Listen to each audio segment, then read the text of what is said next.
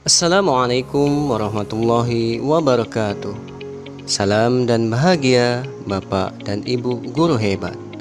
Perkenalkan, saya Andrianto Triwardoyo, calon guru penggerak Angkatan 9 SMA Negeri 1 Makartijaya, Kabupaten Banyuasin, Provinsi Sumatera Selatan.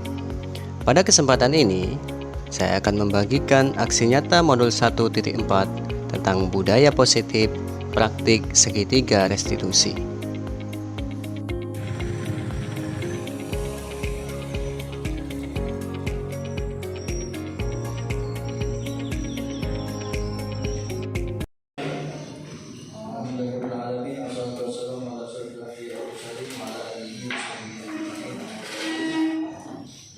Yang terhormat kepada SMA 1 Makartijaya, Bapak Anton Panjaitan Sementara SPDM, yang saya hormati Wakil Kepala SMA 1 Makartijaya, Bapak Direktur Triwardoyo SPD, ada Bapak Ibu guru, rekan guru, perjuangan yang berbahagia. Alhamdulillah pada kesempatan siang hari ini kita masih diberikan kesempatan untuk dapat mengikuti kegiatan berbagai praktik baik budaya positif yang diselenggarakan oleh kami sebagai guru penggerak, dan nantinya harapannya bisa berbagi hal-hal positif dengan Bapak Ibu sekalian.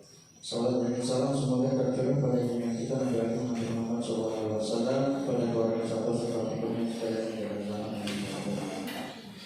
Bapak Ibu, Bapak tua, izinkan kami untuk membantu acara pembukaan berbagai praktik baik ini, yang mana ini merupakan aksi nyata yang dilakukan pada modul 1.4, yang mana tema ataupun pembahasan nanti yaitu tentang budaya positif nanti akan disampaikan dalam dua sesi pertama saya dan sesi kedua Pak Andre. Adapun untuk acara yang pertama yaitu pembukaan dilanjutkan sambutan serta arahan dari Bapak Kepala SMA 1 Makartijaya dalam kegiatan ini, dan selanjutnya menutup dan dilanjutkan kegiatan berbagi praktik. Marilah kita awali pertemuan kita dengan melepaskan nafas basmalah. Bismillahirrahmanirrahim. Selanjutnya sambutan serta arahan bimbingan yang akan disampaikan oleh Kepala SMA 1 Makartijaya kepada yang terhormat Bapak Anton Panjaitan Sementara SPDM, pada beliau waktu dan kepada kami persilakan. Terima kasih. Assalamualaikum warahmatullahi wabarakatuh. Selamat siang Bapak Ibu sekalian. Semoga ucapan dari Tuhan yang Maha Kuasa, karena kita masih diberikan kesempatan sehingga kita berkumpul dan berkumpul dengan saya hormati Bapak sebagai narasumber, Bapak sebagai narasumber untuk budaya praktik baik Pak Andre sama Pak Arif. Saya hormati Bapak Ibu guru, serta ada beberapa hal yang perlu saya sampaikan. Pertama, bahwa kegiatan ini adalah kegiatan yang sangat baik sebenarnya dilakukan di seluruh sekolah. Karena kegiatan praktik berbuat baik ini adalah salah satu kegiatan yang bisa menyelesaikan masalah yang ada di sekolah ini. Sebenarnya tujuannya, dan bukan masalah pembelajaran, tapi seluruh masalah yang ada di sekolah itu, untuk mengetahui sejauh mana sih sebenarnya peserta didik kita ini mengalami keterlambatan atau mengalami masalah tentang kegiatan pembelajarannya. Itu yang paling utama. Jadi tujuan ini dilaksanakan guru penggerak berdua ini adalah untuk mengajak Bapak Ibu supaya bersama-sama sebenarnya, penyatuan seluruh guru sebenarnya harus bersama-sama bekerja sama satu irama untuk menyelesaikan masalah yang ada di peserta didik itu sendiri.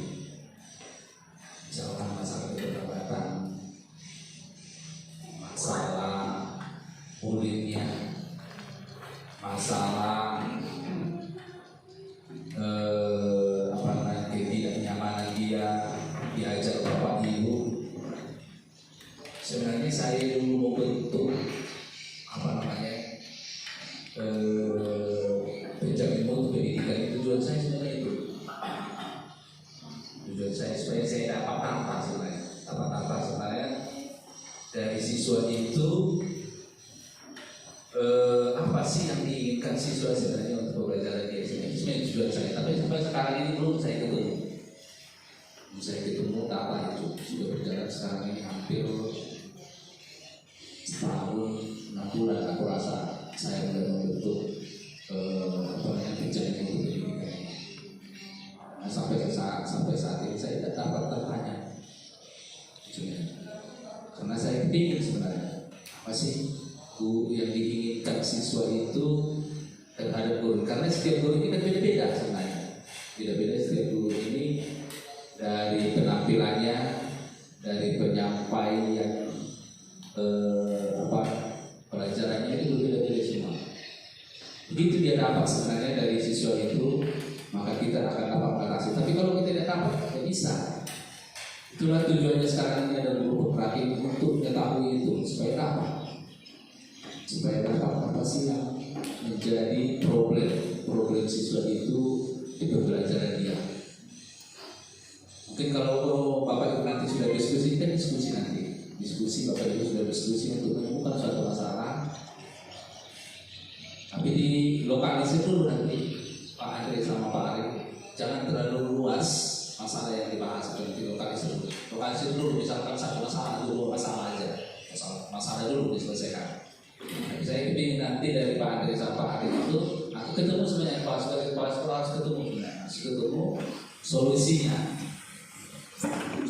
kemana, baru nanti akan kita sampaikan kepada Bapak Ibu solusi untuk mengatasi dari ini. Jadi Bapak Ibu nanti akan sama-sama untuk menyelesaikan itu, diskusi sebenarnya. Jadi Bapak Ibu nanti diskusi untuk menyelesaikan itu. Mudah-mudahan kegiatan ini akan berlanjut terus dan jalan dengan baik.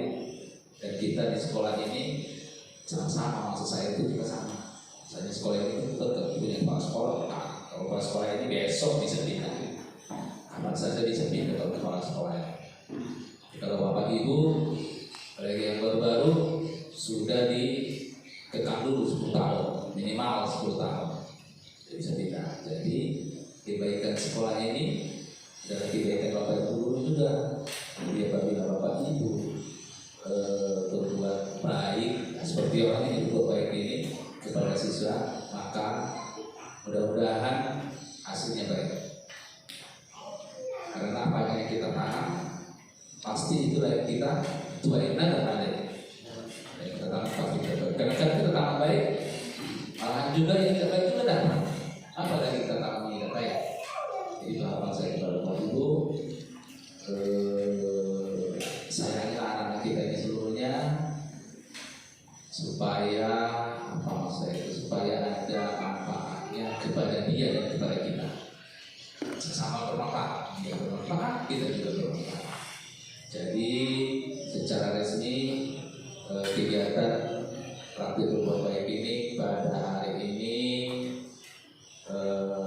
untuk kemajuan SMA Negeri Sarmangan Wijaya atas izin Bapak Ibu secara resmi.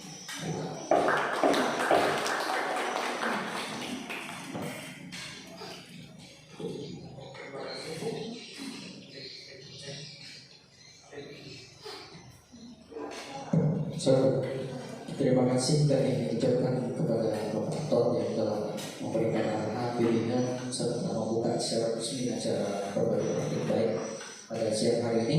Mudah-mudahan dengan dukungan support dari Bapak Kepala Sekolah ini bisa menambah semangat bagi kita semuanya, wabil khusus kami sebagai guru penggerak yang pendidikannya ini sampai bulan Maret masih lumayan lama.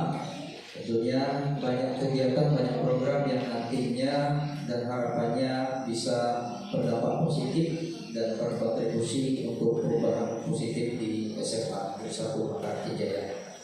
Terima kasih, dan selanjutnya kita tutup dulu acara pembukaan kita dengan melambungkan nafas mendalam.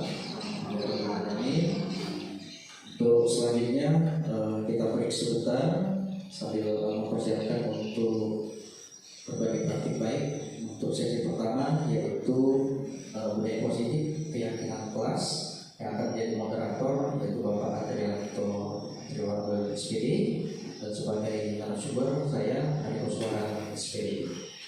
Silakan Bapak Ibu untuk menyantap dan menikmati hidangan yang sudah disiapkan. Nasinya sudah dimakan semua Bapak Ibu ya. Cek. Baik Bapak Ibu. Assalamualaikum warahmatullahi wabarakatuh. Alhamdulillah, syukurillah, Bapak Ibu, guru SMA Negeri 1 Atmajaya yang berbahagia. Di sini menyambung apa yang disampaikan tadi di sesi 1 oleh Bapak Koswara tentang keyakinan kelas.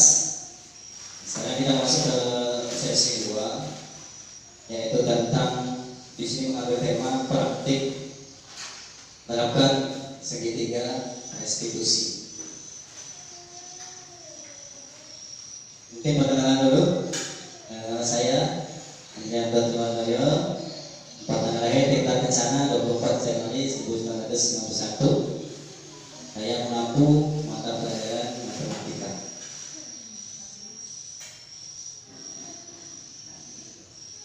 Baik, pada kesempatan di sore hari ini tentunya mohon izin di sini kami akan membagikan praktik banyak kami selama mengikuti kegiatan program guru penggerak. Jadi bukan maksud kami ingin menggurui ataupun mengajari, tapi di sini lebih kepada mempraktikkan apa yang sudah kami dapatkan di dalam program guru penggerak tersebut untuk dapat kita sama-sama mengaplikasikan di sekolah yang kita cintai ini. Adapun di kesempatan hari ini saya akan membagikan praktik baik terkait dengan pemimpin pembelajaran. Jadi kita seorang pendidik sebagai pemimpin pembelajaran, fokusnya kepada praktek penerapan segitiga restitusi. Adapun poin-poinnya ada 4 hal yang akan kita bahas bersama-sama nanti. Yang pertama tentunya pengertian dan ciri-ciri restitusi. Kemudian ada kebutuhan dasar manusia. Ketiga ada mengenai posisi kontrol, jadi ada 5 posisi kontrol. Dan terakhir adalah tentang segitiga restitusi. Next. Sebelum ini, jadi kenapa saya mengambil tema ini? Ini adalah latar belakang dari pengambilan tema. Kenapa saya ingin membagikan praktik baik terkait segitiga restitusi ini. Jadi yang pertama, selama ini penyelesaian masalah murid yang kita lakukan di sekolah ini kebanyakan mengandalkan daripada motivasi eksternal atau ekstrinsik. Jadi selalu kita yang aktif untuk menasihati anak terus seperti itu. Kemudian yang kedua, segitiga restitusi diterapkan sebagai salah satu cara dalam membangun budaya positif yang menyikapi kasus-kasus terkait murid di lingkungan sekolah. Jadi lebih berfokus lagi kepada kasus ataupun masalah yang dilakukan oleh kita. Kalau tadi Pak Ali fokus pada membuat keyakinannya, ini terusannya. Jadi dari keyakinan itu tentunya ada beberapa anak kita yang masih mungkin melakukan kesalahan. Nah di sini tugas kita untuk mempraktekkan yang namanya nanti segitiga restitusi, yaitu bertujuan untuk membangun motivasi intrinsik murid dalam material dan menguasai diri. Jadi restitusi ini bukan untuk memotivasi secara eksternal saja, tapi khususnya lebih membangun diri anak biar menyadari diri sendiri, dapat menguasai diri sendiri sehingga memotivasi secara intrinsiknya dari dalam dirinya, bukan hanya eksternal atau ekstrinsik. Jadi kita sebisa mungkin membuat anak tersebut bisa menyadari kesalahannya, kemudian dapat menemukan solusi dari permasalahan yang telah dilakukannya. Seperti itu kurang lebih. Selanjutnya tujuan daripada praktik baik saat ini, sore ini saya berusaha membagikan. Tujuannya adalah next one.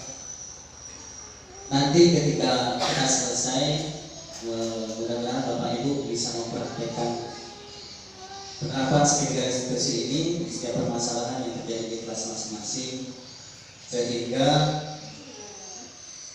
diharapkan dapat membangun motivasi prinsip murid sesuai dengan keyakinan kelas tadi untuk menyadari kesalahan dan berupaya memperbaiki kesalahan tersebut serta membimbing murid untuk dapat menemukan solusi dari permasalahan ini. Jadi bukan kita yang memberikan solusi, tapi kita membimbing bagaimana anak-anak bisa menemukan solusinya sendiri, karena kita tidak pernah tahu permasalahan si A dan B itu berbeda, solusinya bisa berbeda dari permasalahan yang sama, solusinya bisa berbeda. Baik, itu Bapak Ibu mengenai latar belakang dan tujuan daripada praktik baik yang akan saya bagikan di sore hari ini. Next slide. Nah, tadi sudah disampaikan oleh Bapak Koswara mengenai ada hukuman, ada penghargaan, ada konsekuensi. Nah, kali ini kita sama-sama mungkin ini bagian dari pengetahuan baru yang saya terima ketika CGT. Sebelumnya saya tidak pernah tahu apa yang namanya restitusi. Baru di sini saya mendapatkan pengetahuan baru tentang restitusi. Selama ini kita mengenal adanya hukuman, adanya konsekuensi. Kalau hukuman itu terkait dengan peraturan biasanya. Ada peraturan, kalau dilanggar ada hukumannya. Kalau konsekuensi biasanya terkait dengan kesepakatan. Dan lebih tinggi lagi ternyata ada ya. Dan ini sejauh ini saya rasa ini yang terbaik untuk kita praktekkan nantinya. Restitusi adalah proses menciptakan kondisi bagi murid untuk memperbaiki kesalahan mereka sehingga mereka bisa kembali pada kelompok mereka dengan karakter yang lebih kuat. Jadi intinya seperti kita mengembalikan semisal bebek belok arah, kita giring lagi hingga dia kembali pada jalan yang benar. Jadi jangan kita biarkan anak-anak kita giring kembali kepada identitas sukses. Lanjut Pak. Kelihatan? Enggak. Jadi mungkin saya bacakan sedikit saja.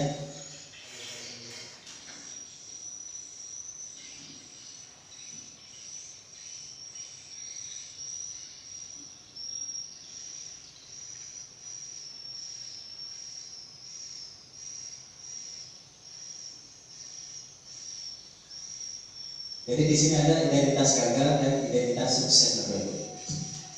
Di bagian identitas gagal itu terkait dengan hukuman.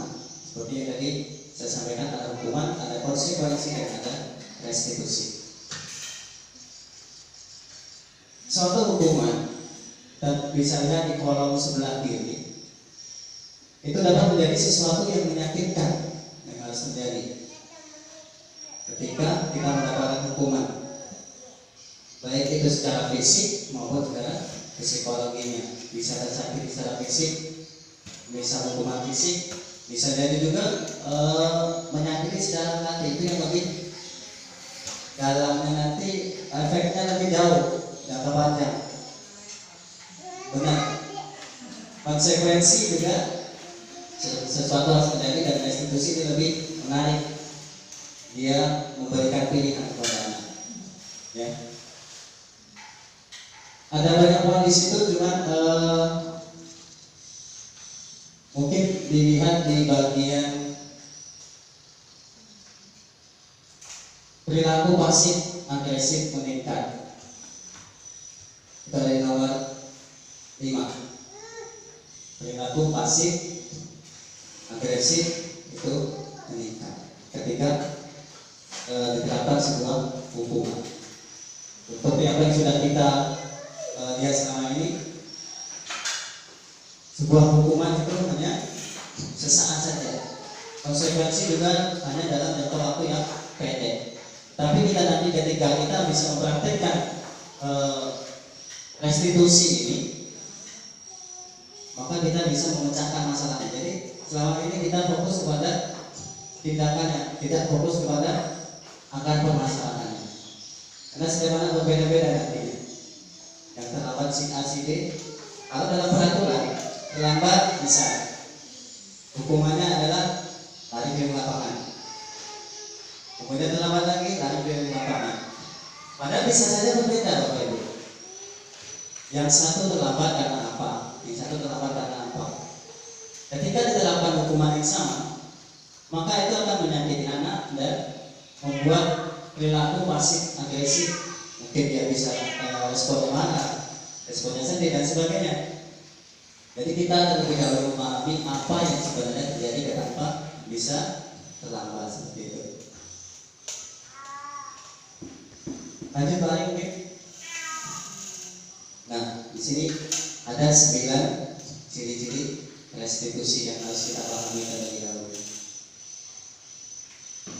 Yang pertama, jadi restitusi itu bukan untuk menebus kesalahan. Kalau dalam hukuman sudah pasti, karena terlambat bisa harus dihukum untuk menebus kesalahannya. Karena tidak mengerjakan tugas, harus mencatat sebanyak 1 lembar misalnya. Itu adalah sebuah penebusan kesalahan.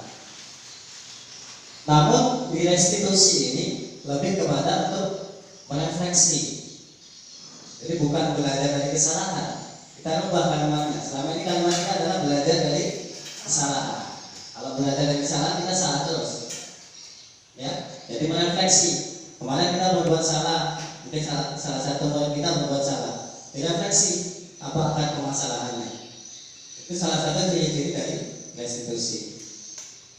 Yang kedua, memperbaiki hubungan.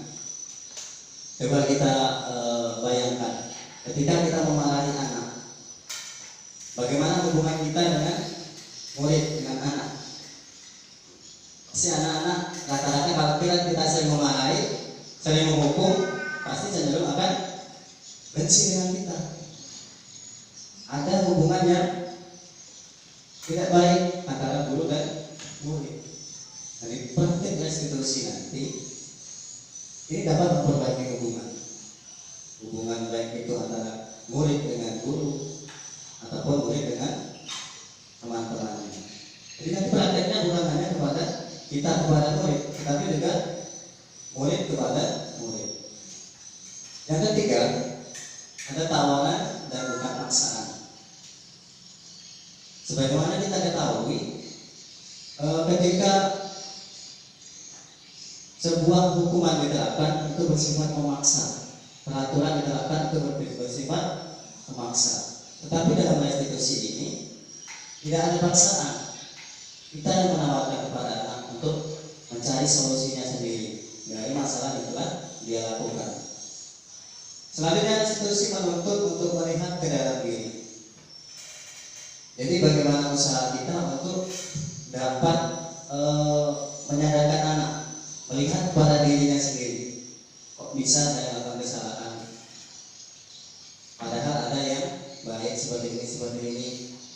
Kemudian solusinya seperti apa? Nah itu berusaha untuk dapat menyadarkan anak, melihat kepada dirinya sendiri. Yang dapat artinya nanti membangkitkan motivasi koneksi. Jadi bukan hanya kita terus yang memberikan solusinya seperti ini, tapi kita lebih membimbing agar menumbuhkan kesadaran anak terhadap diri sendiri, tanggung jawab kepada diri sendiri. Yang kelima, restitusi mencari kebutuhan dasar yang menjadi tindakan. Jadi nanti setelah ini ada 5 kebutuhan dasar yang akan kita bahas, bahwa manusia itu memiliki 5 kebutuhan dasar yang harus seimbang dalam hubungannya. Di restitusi ini kita harus mencari dulu, seperti tadi saya sampaikan, apa sebenarnya kebutuhan yang dimiliki oleh anak. Kenapa dia sampai melakukan kesalahan? Pasti ada alasannya. Yang keenam, ke-7 dan ke-8 saya rangkum. Restitusi diri adalah cara yang paling baik. Seperti yang saya sampaikan, ini saya menemukan baru di CGP ini tentang restitusi, dan saya merasa ini adalah cara yang paling baik sejauh ini. Mungkin nantinya ada lagi di atas restitusi. Nah sejauh ini yang cara yang paling baik untuk menyelesaikan permasalahan yang terjadi di sekolah kita pada anak-anak kita, yaitu berfokus pada anak Coba kita lihat, ketika kita menghukum anak terkait keterlambatan, misalkan lari keliling lapangan, ada anak ini karakternya berbeda-beda, ada anak ini hobinya berbeda-beda. Yang hobi lari nggak ada masalah dengan hukuman itu, dia tidak merasa terhukum, tidak akan jerah, tidak akan merubah sikapnya. Ini sudah nyata terjadi, bukan hanya teori saja. Semakin banyak hukuman yang kita laksanakan, nyatanya anak-anak juga masih banyak yang melakukan kesalahan. Dan inilah uniknya dari restitusi. Kita lebih berfokus pada solusinya, mencari akar dari permasalahan yang sedang terjadi dari anak-anak kita. Kemudian yang ke-9, restitusi mengembalikan murid yang berbuat salah pada kelompoknya. Ya, kita sebagai manusia tentunya bukan hanya murid, kita juga guru adalah manusia yang pasti pernah berbuat kesalahan. Jadi ketika menghadapi murid yang melakukan kesalahan, sebisa mungkin kita menggali terlebih dahulu kenapa dia bisa berbuat hal tersebut. Karena manusiawi sekali untuk berbuat malah. Kemudian kita kembalikan lagi kepada kelompoknya, kepada kelasnya, nanti sudah dengan karakter yang lebih kuat. Jangan justru ini ketika anak bermasalah, dia kembali ke kelas itu lebih nantinya akan bermasalah lagi, akan dibully teman-temannya. Mungkin bahkan kita sendiri terkadang tidak sadar ikut membuli anak-anak yang bermasalah tersebut.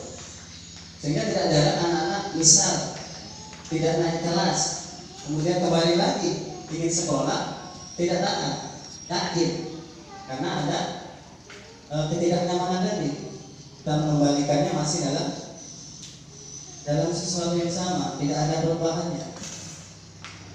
Lanjut Pak. Baik Bapak Ibu, kita masuk kepada kebutuhan dasar manusia. Jadi dalam restitusi ini kita wajib memahami tentang kebutuhan dasar manusia. Jadi manusia itu memiliki 5 kebutuhan dasar yang harus dipenuhi dengan seimbang. Tidak bisa hanya satu dipenuhi, hanya kebebasan saja, hanya penguasaan saja. Semuanya harus bisa seimbang terpenuhi. Karena kalau ada salah satu yang tidak terpenuhi, maka itulah penyebab timbulnya suatu permasalahan. Yang pertama yang ada namanya survival atau bertahan hidup. Kita semua punya kebutuhan hidup.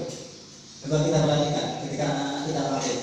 Kamu tadi lompat pada waktu kita melihat secara langsung dia akan membela diri. Itu salah satu contoh dia punya kebutuhan dasar bertahan hidup, mempertahankan diri. Ya, mempertahankan bahwa dia tidak salah. Nah, itu salah satu kebutuhan dasar manusia. Jadi wajar kalau anak-anak itu tidak mau mengakui awal itu. Ketika kita tanya, itu adalah pertahanan diri dia. Bagaimana dia mempertahankan bahwa dia tidak bersalah. Kemudian ada kasih sayang. Tidak ada manusia yang tidak butuh kasih sayang. Jadi kita harus memahami Bapak Ibu, bagaimana anak-anak kita, terutama kita sebagai wali kelas, memahami satu persatu anak kita. Bagaimana kondisi di rumahnya. Terkadang di rumahnya dia tidak diurusi, mungkin kurang perhatian dari orang tuanya. Sampai di sekolah, di mana guru lagi, gurunya juga tidak perhatian. Teman-temannya membuli. Akibatnya apa? Akibatnya karena kebutuhan kasih sayang tadi tidak terpenuhi, pelariannya pasti ke hal yang negatif. Diajak kawannya ke tukang mandi, ya. Diajak kawannya merokok, ayo. Jadi ketika terjadi hal seperti itu, nasihat seorang guru, seorang bapak ibu orang tuanya itu diabaikan, lebih menarik daripada ajakan teman-temannya itu lebih wow, ini yang saya cari, seperti itu kan. Jadi kita memahami terlebih dahulu kebutuhan anak-anak ini. Kesenangan. Seperti yang saya sampaikan, kesenangan tadi berbeda-beda. Ada yang hobinya belajar di kelas nyata, ada yang senangnya belajar di luar kelas. Kalau kita perhatikan kelas 10-4, 11-4, nah itu kan anak-anak biasanya ada yang tidur di kelas, ada yang keluar kelas. Nah, itu berbeda dengan anak-anak di 11-3 yang anteng di kelas, nggak keluar-keluar. Itu sejatinya sama saja Bapak Ibu anak-anak kita ini. Bukan berarti 11-3 itu lebih baik dari 11-4, walaupun kenyataannya memang lebih baik sedikit daripada 11-4. Tapi itu terkait dengan hobinya masing-masing.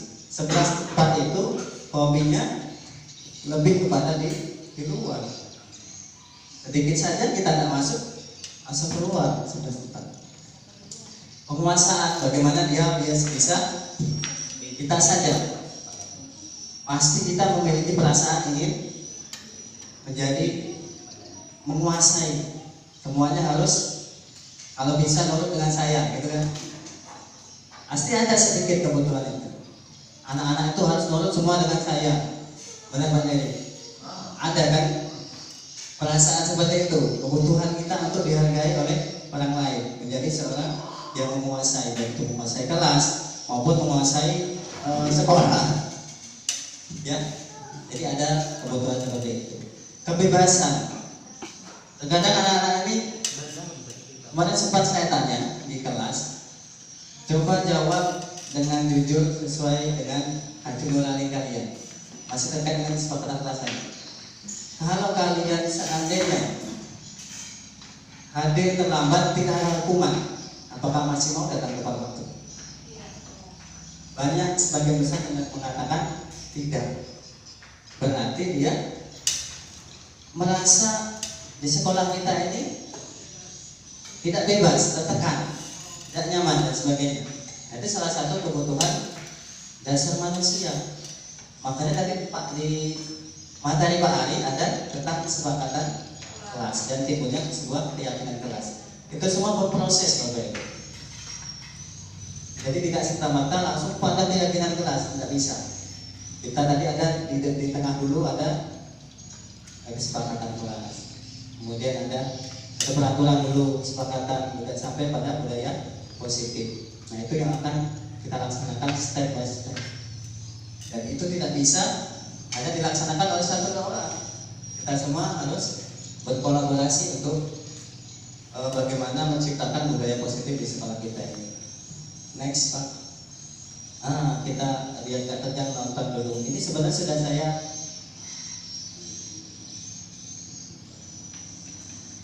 saya share waktu itu. Mungkin ada yang pernah buka, mungkin ada yang buka setengah, mungkin ada yang sudah selesai. Yang komen-komen kemarin itu pasti sudah selesai membuka. Ini tentang 5 posisi kontrol kita sebagai seorang pendidik. Kita coba ya, kita simak dulu videonya.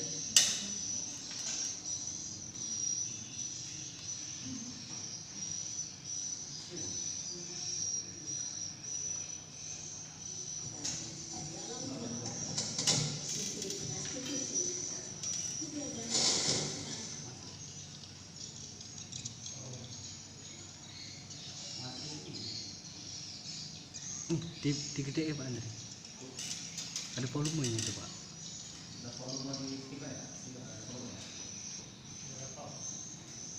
Penuh.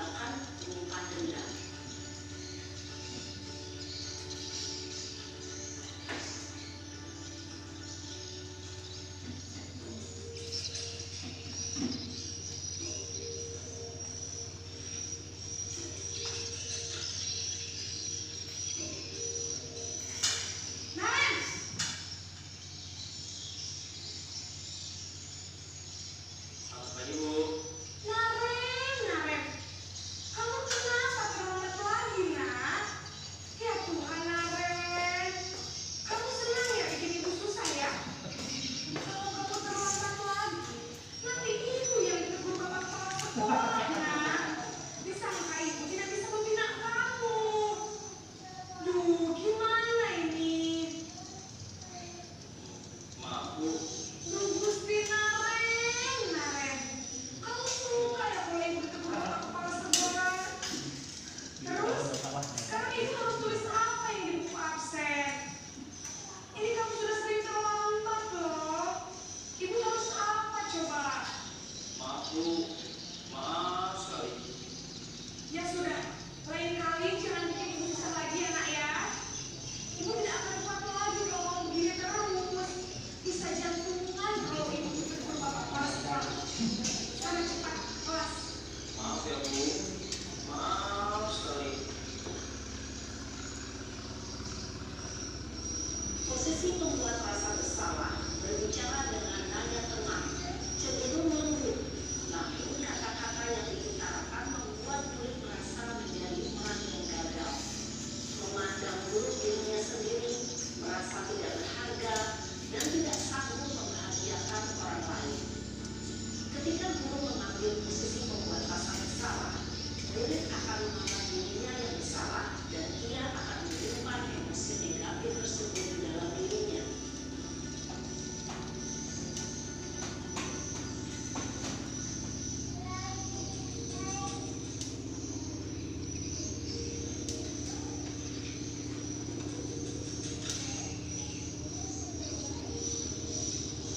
Naren, Baik Bapak Ibu, mohon maaf ada kendala teknis. Jadi kita sudah sampai kepada 5 posisi kontrol kita sebagai seorang pendidik. Mungkin secara langsung ataupun tidak kita sadari, kita semua pasti sudah pernah melakukan dari kelima praktek ini, posisi kontrol ini. Mungkin suatu saat kita pernah menjadi seorang penghukum. Suatu ketika kita pernah menjadi seorang guru yang menjadi pembuat rasa bersalah. Suatu ketika lagi kita bisa menjadi seorang guru yang menjadi teman atas murid-murid kita. Kemudian yang paling baik Bapak Ibu, berhubung dari tidak terlihat di situ, mungkin ada yang sudah pernah melihat, itu ada di posisi kontrol sebagai manajer, ya.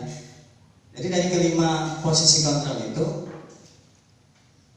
yang paling baik yang bisa nantinya kita akan praktekkan adalah bagaimana kita menjadi seorang manajer untuk anak-anak kita, posisi manajer. Di dalam posisi ini nantinya kita akan membuat sebuah praktek segitiga restitusi. Saya kecewa sekali dengan kamu. Kira-kira ini masuk kepada posisi apa Bapak Ibu? Apakah ini masuk penghukum? Apakah masuk kepada pembuat rasa bersalah atau yang lainnya? Saya kecewa sekali dengan kamu. Kemudian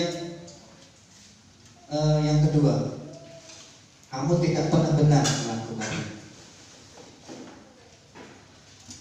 Kira-kira masuk kemana ya Bapak Ibu? Kamu tidak pernah benar melakukannya. Apakah ini masuk ke pembuat rasa bersalah atau masuk kepada penghukum? Menyalahkan.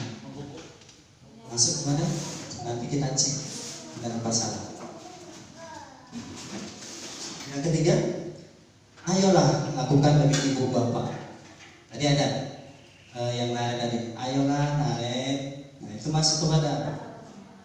Apakah membuat rasa bersalah sebagai teman atau sebagai pemantau demi ibu? Nah, kan tadi, ayolah. Nanti ibu di mana kepala sekolah. Merasa bersalah.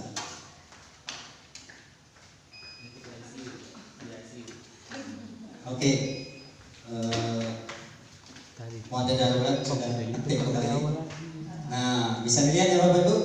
Di sini saya ulangi lagi di poin pertama, pernyataan pertama adalah saya kecewa sekali dengan kamu. Poin kedua adalah kamu tidak benar-benar melakukannya. Di pernyataan ketiga, ayolah lakukan demi ibu bapak. Keempat, apakah kamu mau mendapatkan stiker bintang hari ini? Tadi belum dibahas mungkin ya. Bagaimana kamu bisa menyelesaikan masalah ini dan kamu selalu yang paling terakhir? Kira-kira poin pertama tadi sudah jawab, membuat rasa bersalah. Di pernyataan kedua sebagai penghukum. Ketiga, ayolah lakukan demi ibu bapak. Kira-kira ini membuat rasa bersalah atau sebagai teman atau sebagai pemantau atau sebagai manajer. Teman, rasa bersalah boleh nanti kita cek. Yang keempat, apakah kamu mendapat stiker bintang hari ini? Pemantau kah? Manajer kah? Manajer. Bagaimana kamu bisa menyelesaikan masalah ini? Pemantau. Kamu selalu yang paling terakhir. Pemantau. Coba kita lihat ya, kita cek jawabannya. Di poin pertama ada membuat merasa bersalah. Kenapa? Karena ada kalimat saya kecewa. Itu membuat kita merasa bersalah. Ketika orang lain kecewa, pasti kita merasa bersalah. Di kedua, di pernyataan kedua, kamu tidak benar. Itu digarisbawahi tidak benar. Itu sudah menyatakan kata-kata yang menghardik, kemudian kata-kata yang menyakiti. Itu poinnya ada kepada posisi penghukum. Yang ketiga, lakukan demi ibu bapak. Nah, ini yang digarisbawahi ini Bapak Ibu. Kemudian yang keempat, stiker bintang pemantau. Jadi posisi pemantau ini Bapak Ibu, kita cuma memantau, tidak cuma memberikan keyakinan tadi, kita memantau saja apakah dia melaksanakan, dicatat terus progresnya. Itu posisi pemantau. Nah, posisi manajer ini terlihat dari menyelesaikan masalah. Bagaimana kamu bisa menyelesaikan masalah ini? Jadi kita membuat pertanyaan-pertanyaan agar anak tersebut memiliki motivasi dari dalam diri sendiri untuk dapat menemukan sendiri. Karena kita tidak pernah tahu apa sebenarnya yang terjadi terhadap anak itu. Jadi dia yang tahu solusinya apa. Ketika dia bangun kesiangan, dua anak yang berbeda sama-sama terlambat, tapi beda, sama-sama terlambat karena kesiangan. Tapi bisa jadi beda sebabnya. Ada yang kesiangan karena membantu orang tua bekerja, yang satu kesiangan karena bergadang. Solusinya tidak sama. Makanya kita yang harus menggali, menuntun anak-anak, murid kita untuk menemukan sendiri bagaimana solusi dari permasalahan yang dilakukannya. Yang keempat, keenam terakhir, kamu selalu yang paling terakhir. Benar sekali, ini masuk kepada posisi penghukum, menghakimi, kamu yang paling terakhir. Baik Bapak Ibu, next. Ini pokok poin penting daripada kegiatan praktik baik yang saya bagikan di sore hari ini, yaitu tentang praktik segitiga restitusi. Bapak Ibu, walaupun di sini mungkin semuanya wali kelas ya, kebetulan ada nantinya yang tidak wali kelas, itu juga memiliki peran juga ketika dia menghadapi anak-anak yang bermasalah. Apalagi Bapak Ibu sebagai wali kelas tentunya akan berbenturan dengan anak-anak yang bermasalah. Khusus lagi Pak Dery setiap hari menghadapi anak-anak yang bermasalah. Nah, disinilah kita sebagai posisi manajer tadi untuk dapat mempraktikkan daripada segitiga restitusi. Apa itu segitiga restitusi? Jadi ada tiga tahapan yang akan kita lakukan dalam segitiga restitusi. Mungkin kurang terlihat, saya bacakan. Di tahap pertama itu ada menstabilkan identitas. Ketika anak-anak melakukan kesalahan, tentunya dalam dirinya itu timbul sesuatu yang merasa gagal. Nah, itu adalah tugas kita di poin paling pertama, menstabilkan identitas. Adapun kalimat-kalimat menstabilkan identitas bisa dengan setiap orang, nah tidak apa-apa, setiap orang pernah melakukan kesalahan. Untuk mengangkat langsung kita memarahi, jangan langsung kita menghukum, tapi lebih pada kita menguatkan dulu, menstabilkan identitasnya. Jangan sampai anak tersebut menjadi lebih jatuh lagi. Kita stabilkan dulu. Di situ ada kalimat, setiap orang pasti telah pernah melakukan kesalahan. Bukan kamu satu-satunya yang pernah melakukan kesalahan. Misalnya anak terlambat ataupun anak mencontek, kita stabilkan dulu. Itu stabil, kita stabil. Kita stabilkan dulu anak-anak kita. Jadi kita jangan langsung pada poin mencoba mencarikan solusi. Kita cari dulu akar permasalahan. Kita stabilkan anak-anak. Kita kuatkan dari mentalnya dulu. Karena terkadang kesalahan yang dibuat itu bukan berdasarkan sesuatu yang disengaja. Di poin kedua adalah validasi kebutuhan. Pada poin validasi kebutuhan, kita harus menanyakan pada anak-anak sendiri. Pasti ada alasan kenapa dia berbuat kesalahan. Misal ada anak terlambat seperti Naren tadi, kita tanya dulu kenapa bisa terlambat. Nah, langsung kamu pemalas dan sebagainya, belum sempat memberikan alasan sudah dirobos terus sama bapak ibu. Jadi kita harus tahu dulu alasannya. Kemudian kita validasi kebutuhannya itu apa yang menyebabkan dia membuat kesalahan tersebut. Kenapa dia bisa terlambat? Kita tanyakan dulu apakah salah atau betul yang dilakukannya. Baru kita nanti menuntut untuk mencarikan solusinya. Itu di poin ketiga, hanya menanyakan keyakinan. Kembali lagi kepada materi yang disampaikan Pak Ali tadi tentang keyakinan kelas. Kita kembalikan lagi setelah dibuat keyakinan kelas tadi. Nah, berdasarkan keyakinan kelas kita, berarti ini salah atau betul, benar atau salah. Nah, anak kan timbul dari dalam dirinya, berpikir apakah ini salah atau benar. Jadi tidak langsung kita memvonis anak itu salah atau benar. Biar menyadari bahwa yang dilakukannya itu adalah sebuah kesalahan. Kemudian selanjutnya, untuk solusinya kita tanyakan juga kepada anak tersebut. Nah, kalau kamu melakukan kesalahan ini, kira-kira ke depannya apakah ada rencana melakukan kesalahan seperti ini? Kemudian kita tanyakan kira-kira solusinya bagaimana. Kalau solusi A, misalkan bangun terlambat tadi karena begadang, bangun kesiangan, kita tanyakan apa kira-kira solusi yang bisa kamu lakukan agar tidak bangun kesiangan. Misalkan membuat alarm. Bagaimana kalau kamu nggak mendengar alarm? Maka ada solusi kedua, dibangunkan oleh bapak ibu. Kalau bapak ibu tidak ada, bagaimana? Nah, seperti itu terus kita cari solusinya. Karena berbeda-beda, ada mungkin yang tidak tinggal dengan bapak ibu, bisa dibangunkan tetangganya mungkin kan, dan sebagainya.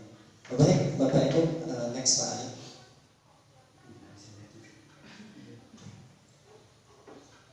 Sebenarnya di kegiatan akhir ini saya ingin membuat sebuah praktek untuk bapak ibu bagaimana mempraktekkan sebuah kasus dengan segitiga restitusi ini. Dengan kasusnya, oh iya boleh. Kelompok satu dari Pak. Kelompok satu Pak Dery boleh dipoto untuk kasusnya. Nanti kita akan praktek membuat skenario bagaimana untuk menyelesaikan masalah yang terjadi ini, untuk mempraktekkan sebuah segitiga restitusi.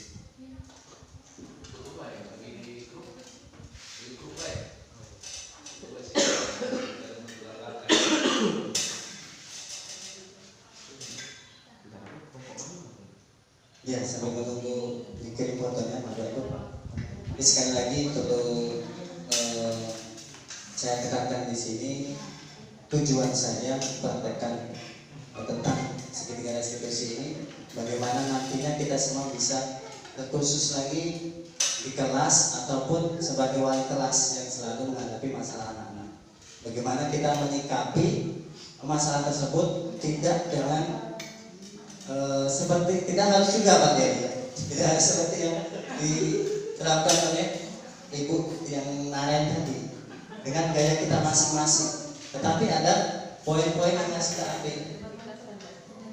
Di poin pertama ada validasi dulu.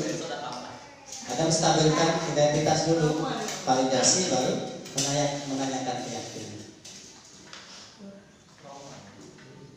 Sejauh ini Bapak Ibu yang sudah saya praktekkan pada anak-anak, memang sedikit berbeda hasilnya.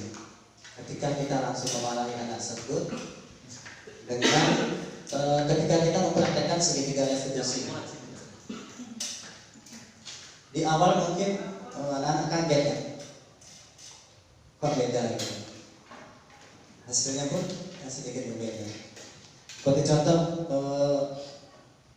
beberapa waktu yang lalu ketika saya mengajar di kelas, salah satu anak tidak masuk kelas dan dia sudah hadir ke sekolah sangat terlambat. Akhirnya saya panggil, kemudian saya coba praktekkan dari segitiga restitusi. Dan saya tanyakan apakah rencananya nanti ke depannya bakal terlambat lagi. Alhamdulillah sudah bisa memahami bahwa itu adalah hal yang salah dan berikutnya tidak terlambat lagi sejauh ini. Ya, sudah dilakukan bukan? Bisa dilihat di sekarang coba di kasus 1 Bapak Ibu. Kasus 1 saya berikan kepada kelompok Pak Ridwan Lutina. Kasus 2 ada di Pak Dery. Ya benar. Real itu. Kasus 1, siswa terlambat masuk kelas. Kasusnya ini. Adapun spesifikasinya, kejadiannya hari itu baru masuk sudah berbunyi. Namun Gede masih asik ngobrol dengan teman-temannya di kantin. Sehingga ketika Gede masuk ke kelas, ia sudah terlambat 15 menit. Pada saat itu, Pak Andi sudah berada di kelas. Dan sesuai kesepakatan yang dibuat, keterlambatan yang bisa ditoleransi adalah 5 menit. Setelah jam pelajaran berakhir, Pak Andi memanggil Gede untuk menyikapi masalah tersebut dengan melakukan praktik segitiga restitusi. Di sini mohon Bapak Ibu dari kelompok masing-masing nanti dibuat skenario, satunya sebagai murid, satunya sebagai guru, nanti dipraktekkan. Begitu juga dengan kasus kedua. Kasus kedua ini gurunya jangan diganti di Pak Dery. Iya cocok. Adanya adalah wali kelas 11.5, tapi tidak ada kira-kira di sini sebagai partnernya. Dirubah saja nanti namanya untuk yang perempuan. Pada hari itu Pak Dery temui salah satu guru mapel dan sebagai wali kelas Pak Dery. Beliau menceritakan bahwa pada kemarin Farhan mencontek pada saat ujian. Kemudian Pak Dery memanggil Farhan ke ruangannya untuk meningkatkan masalah tersebut. Untuk mempraktekkan segitiga restitusi tadi. Jadi Bapak Ibu, poin pentingnya ada di sini. Dari materi-materi yang sudah kita bahas tadi, poin pentingnya ada di sini. Ada pada praktek kita yang sebenarnya pada segitiga restitusi. Bagaimana kita menyelesaikan masalah yang ditimbulkan ataupun yang timbul dalam lingkungan kelas maupun lingkungan sekolah.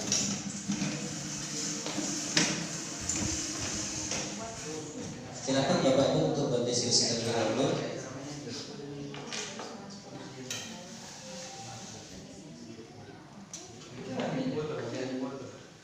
Baik Bapak Ibu, kita fokusnya ke manajer tadi ya Bapak Ibu. Pada posisi kita sebagai manajer.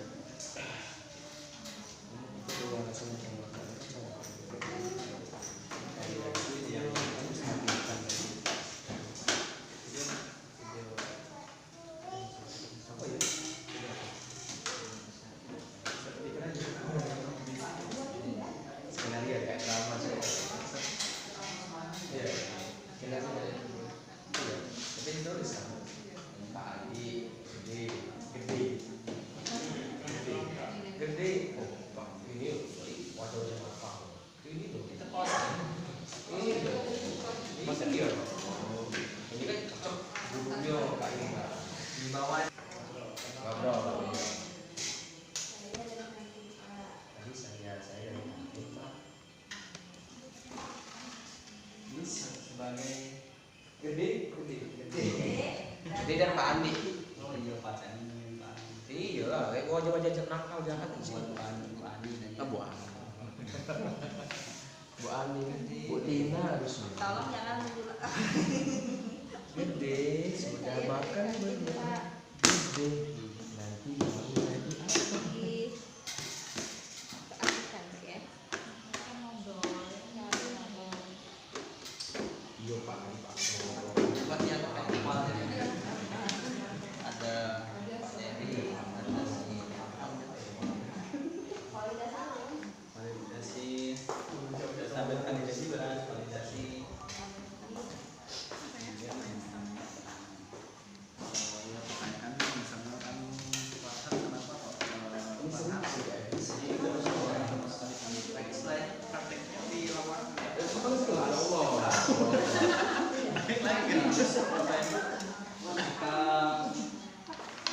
Ada masalah Banyak.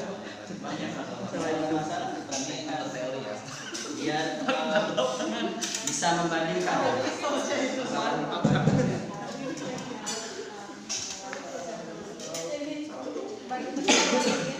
bahwa ketabian lama segitiga restitusinya tidak berubah.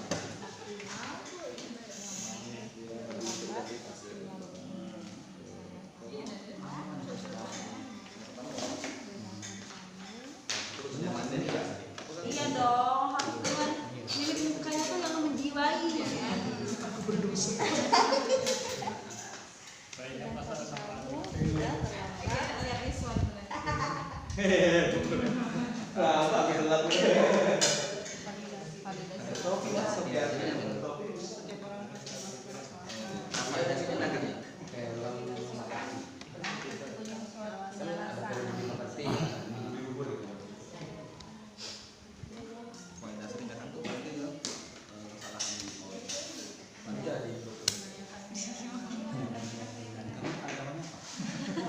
Keyakinan kelas.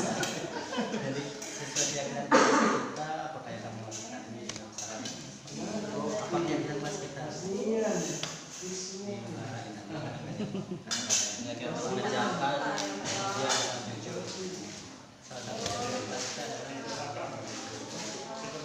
Iya, Iswan kan. Seperti itu ya, misalkan Farhan kan baik Farhan awal teman berpanggil.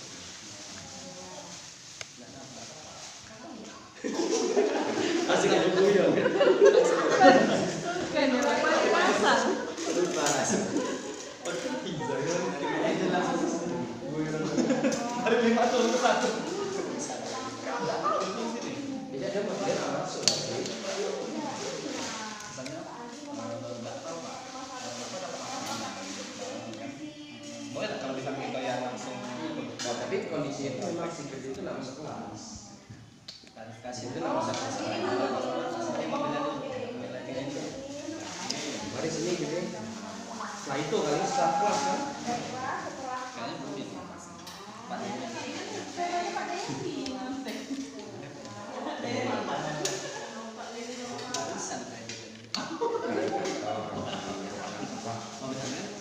Datang kan, Gede, Panjang skenario. Satu episode. tapi setelah udah bisa ditulis 3 SKS. Iya. ya.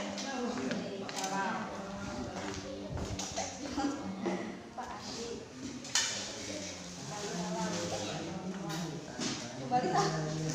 Kembali ke tangan. Silakan duduk. Silakan duduk. Langsung berganti ke kantor. Ini kantor. Ini masih sudah di kantor ini Pak. Sudah. Panjang. Iya, Mas. Kami ini otentik bikinnya. Kembali silakan duduk gede. Kamu tidak mau kalah dari fokus apa? Tidak boleh kayak gitu dong. Tidak ada kalah menang, ini menang-menang. Oh, win-win solution sekarang. Siapa?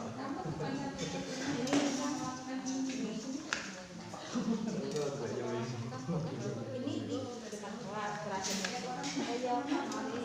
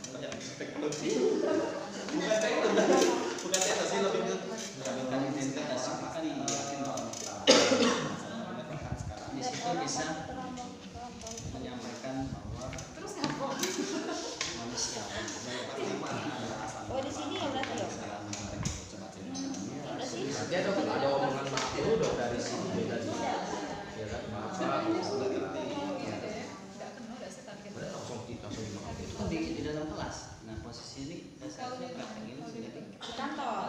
Iya Pak. Ini berarti. Ini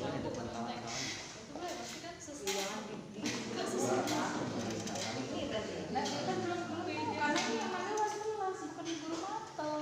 Dari mana saja dari sini ini kan depan sekolah itu. Oh dosa dipangkas langsung di kantor deh. Di sini deh. Tapi tidak di kelas. Tempatnya tidak di kelas lah, langsung kantor.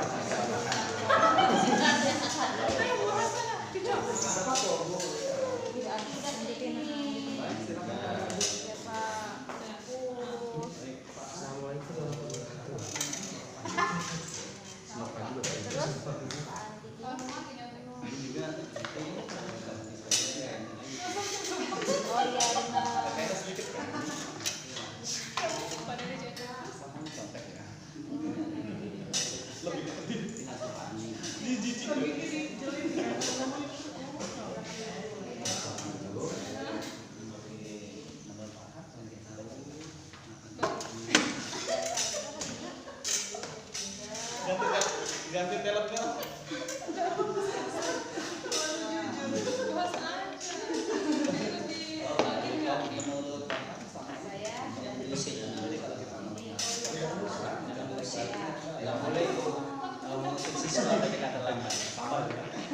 Usir pasti kemana-mana paling ada.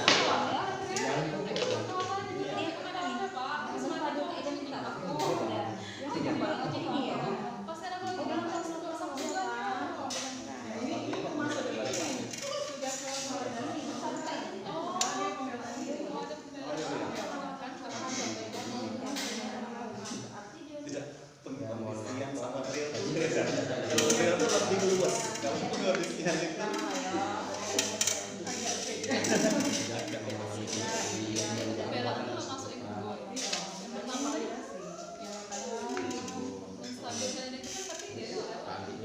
Kan lebih ke bagaimana paham balik validasi tindakan. Nanti kira-kira yang ini kamu salah. Itu gimana?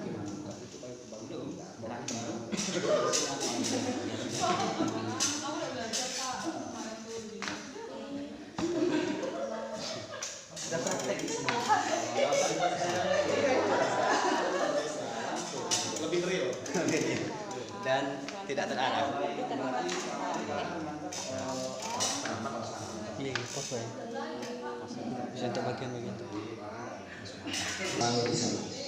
Mungkin sekedarnya saja karena terlambat, bisa sekedarnya menunggu dan sebagainya. Satu lagi poin Bapak Ibu, mungkin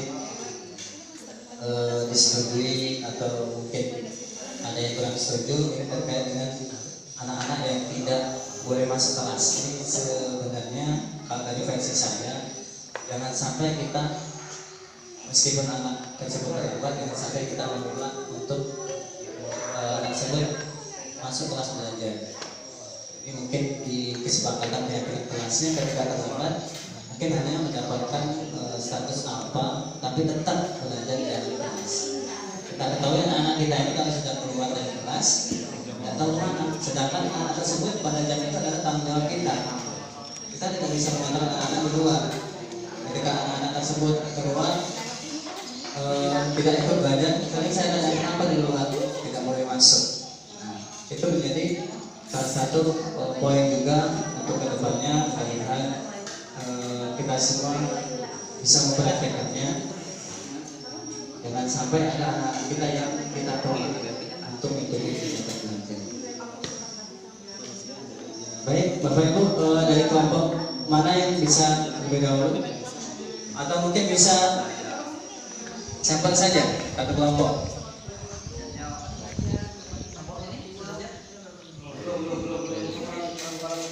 Jangan kalah ya kelompok jadi jangan kalah kelompok jadi. Pak Eri sudah siap? Sedikit lagi. Oke, nanti untuk yang presentasi mungkin karena durasi waktu boleh kita perwakilan saja dari kelompok Bapak Geriansa. Tapi untuk skenario-nya tetap nanti dikumpulkan. Kalau masih ada sesuatu yang perlu diperbaiki, disuruh.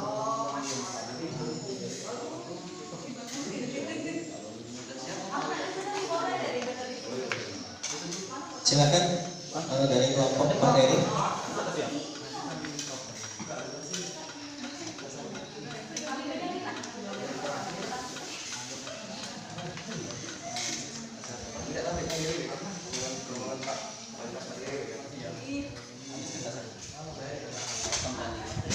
Coba lah dua-duanya ini.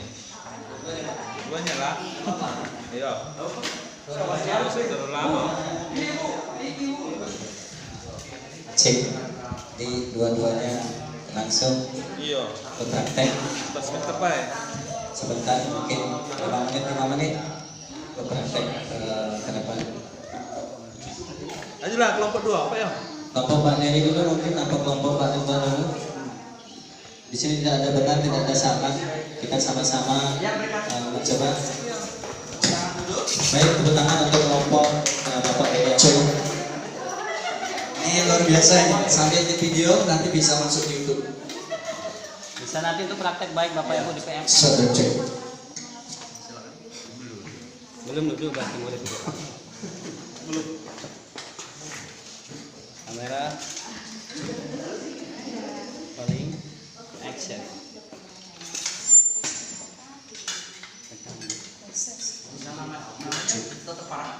Oh, boleh terserah. Terserah. Nama samaran. Tiara boleh Tiara. Langsung lah ya. Baik, Stella, tahu mengapa dipanggil ke ruangan Bapak? Iya Pak, kemarin saya ketahuan contek di kelas yang kemarin di kelas bahasa Inggris Pak. Oh, mencontek. Jadi menurut Stella, apakah yang Stella lakukan itu benar atau salah dengan mencontek pekerjaan teman? Sudah pasti salah Pak, karena kita meniru penjelasan dari teman sudah belajar susah-susah, terus kita tinggal mencontek saja Pak. Kalau Pak saya salah. Sudah tahu ya kalau yang dilakukan Stella itu salah ya. Baik, kita tahu bahwa setiap orang pasti pernah melakukan kesalahan dan hari ini Stella melakukan kesalahan yaitu mencontek, ya, mencontek pekerjaan temannya, ya, tahu.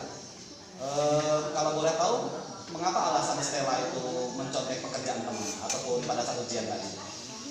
Kemarin itu kan tidak sempat belajar Pak, terus saya bantu orang tua, jadi sampai malam Pak, begadang, jadi aku Pak. Oh, orang tuanya pekerjaannya apa? Kalau ibu itu buka toko Pak, jadi bantu ibu buka toko sampai malam Pak, terus nganter-nganter juga Pak, nganterin barang, kayak punya deli-deli kayak itu, capek Pak, nggak sempat belajar jadinya. Oh, tidak sama belajar. Jadi alasannya karena mencontek itu karena tidak belajar, jadi tidak tahu jawabannya mencontek pekerjaan kawannya. Baik, yang dilakukan Stella itu membantu orang tuanya sudah betul, tapi kan kita harus tahu bagaimana cara mengatur waktu, ya, mengatur waktu kapan untuk membantu orang tua dan pasti ada waktu untuk belajar. Kan pasti sebelum ulangan sudah dikasih tahu oleh guru untuk ulangan kan ada waktu, jadi kita harus tahu bagaimana cara membagi waktu kapan belajar dan kapan untuk membantu orang tua. Jadi tahu apa salahnya ya? Iya. Jadi ada nilai apa yang dilanggar? Nilai kesepakatan kelas apa yang dilanggar oleh Stella? Mencontek pekerjaan teman. Nah, itu sudah melanggar peraturan kelas, sudah mencontek ya. Jadi kedepannya ya solusinya Stella harus bisa untuk membagi waktu kapan belajar dan kapan membantu orang tua. Tahu ya kapan mau mulai untuk bisa mengatur waktu.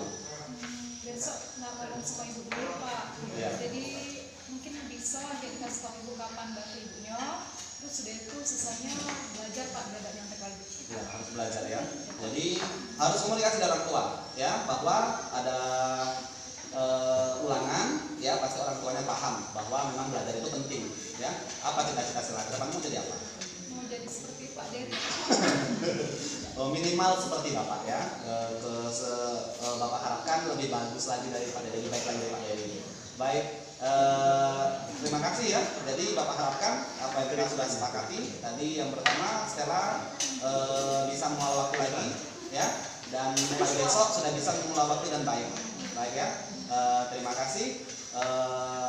Bapak tunggu perubahan yang lebih baik lagi dari Stella. Terima kasih. Kasih tepuk tangan untuk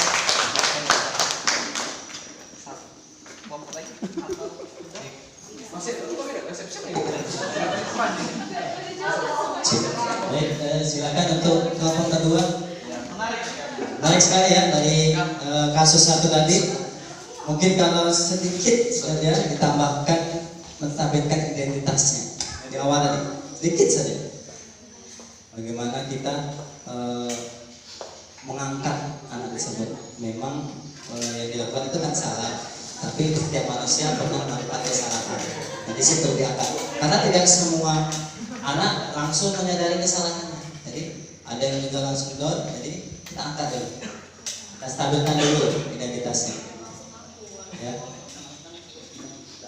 Tapi sudah luar biasa sekali. Selanjutnya silakan kelompok kedua. Yo, enggak apa-apa Cak itu. Menghayati.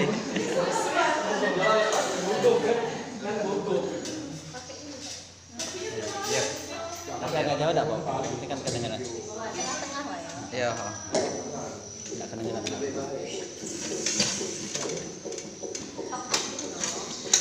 Sampai akhirnya terlambat masuk ke kelas, itu udah bener apa belum? Ya itu salah. Tadi belum. Sudah salah, berarti Gede sudah menyadari nih ya. Oke, sudah menyadari. Sekarang saya mau tanya nih, kita punya kesepakatan kelas bahwa ternyata maksimalnya hanya 5 menit dan ternyata tadi si Gede udah terlambat 15 menit. Ada konsekuensinya, bener gak? Iya. Oke, sekarang kalau saya ternyata memberikan si Gede ini kayak pengalaman baru nih, Gedenya terlambat. Kira-kira karena saya panggil Gedenya ke sini, itu sudah bikin gemeter nggak sama si Gedenya? Iya. Takut nggak kira-kira? Ini senyum-senyum apa takut ini? Oh takut. Bingung saya dengan mukanya ini. Iya. Berarti salah ya? Oke, sudah tahu salah, ternyata sudah melanggar. Konsekuensinya sudah tahu kalau ternyata itu hal yang tidak baik. Nilainya nih dari kasus tadi deh. Apa pembelajarannya untuk si Gede? Ya harus lebih bertanggung jawab lagi Bu. Harus lebih bertanggung jawab untuk siapa? Untuk diri sendiri. Untuk diri sendiri. Lalu bagaimana dengan kesepakatan kelasnya tadi? Seperti yang Pak Ibu bilang tadi harus dijalankan dengan sebaik-baiknya. Harus dijalankan dengan sebaik-baiknya. Nah, solusi dari saya, alangkah baiknya kalau kesepakatan kelasnya tuh harus dari hati. Untuk diri sendiri agar dijalankan dengan baik. Saya harap jangan sampai Gede mengulangi lagi dan bisa melakukan proses pembelajaran seperti biasa. Oke? Oke, terima kasih.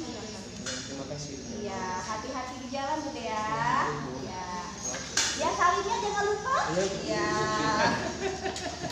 Baik, kasih tepuk tangan untuk kelompok 2. Jadi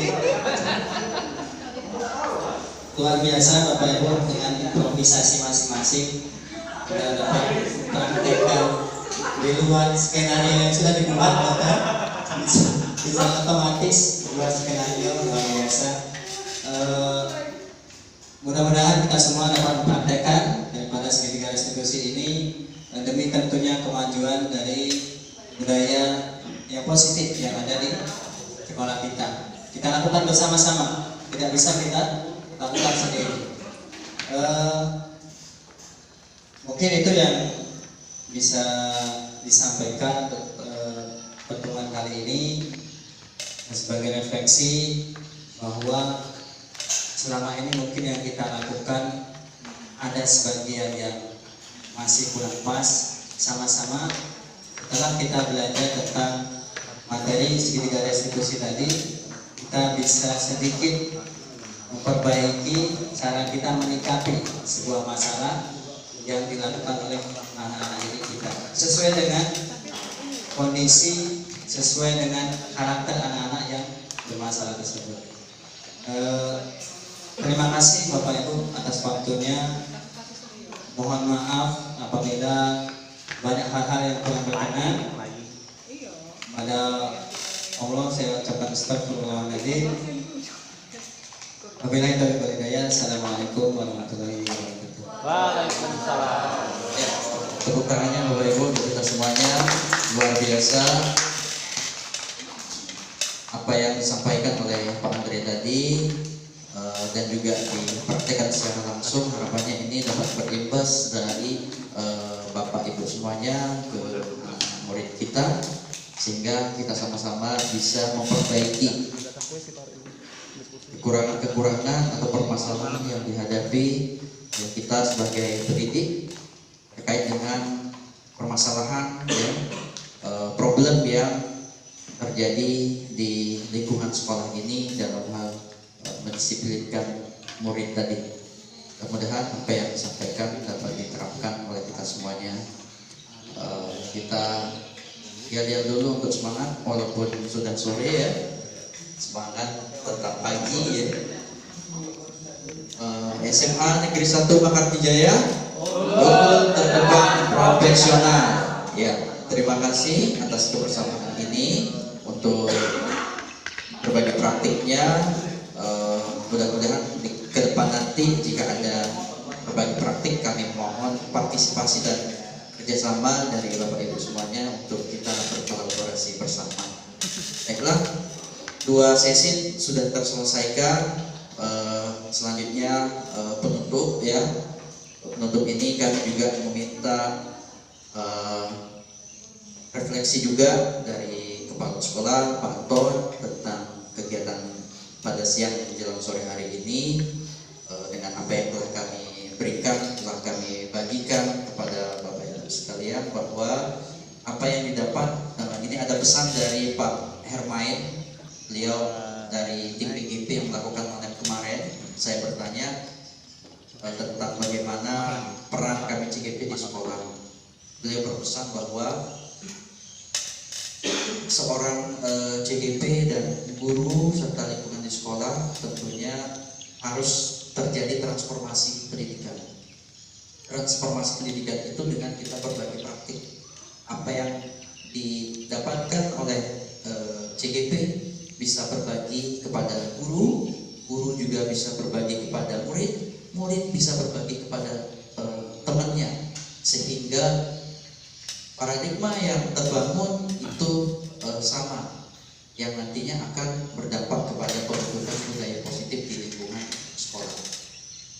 Kami persilakan kepada Bapak Anton, kami mintakan saran, kritik, dan juga untuk kedepannya dari program ini agar dapat berlanjut dan juga mendapatkan dukungan dari Bapak Kepala Sekolah. Kepada Pak Anton, kami persilakan. Program Rojong. Terima kasih saudara. Ini sudah pas sebenarnya saya sampaikan kepada calon guru penggerak ini. Ilmu yang diberikan itu mudah-mudahan bermanfaat. Kebetulan orang ini juga boleh kelas semua ini. Boleh kelas ini mungkin nanti di kelas yang masing-masing itu akan membuat kesepakatan langsung diterapkan, maksudnya langsung dieksekusi, maksud saya permasalahan itu di kelas yang masing-masing dibuat kesepakatan di sana, apa-apa kesepakatan.